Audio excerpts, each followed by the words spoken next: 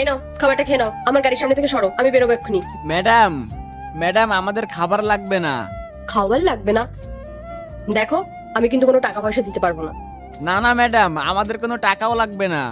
আচ্ছা, খাবারও লাগবে না, টাকাও লাগবে না, তাহলে কি লাগবে শুনি?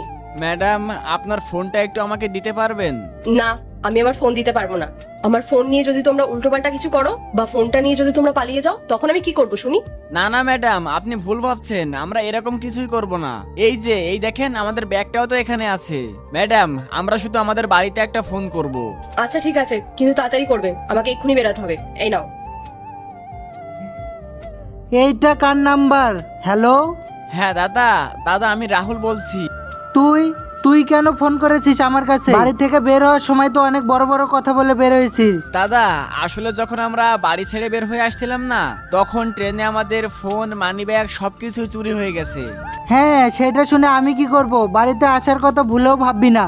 না না দাদা, আমরা বাড়ি ফিরবো না। দাদা, তুই যদি আমাদেরকে কিছু টাকা দিতিস আমার অনেক উপকার হতো। আমি তোকে কথা দিচ্ছি, আমি কোনো একটা জব পেয়ে গেলে তোকে সব টাকা ফেরত দিয়ে দেবো। টাকা?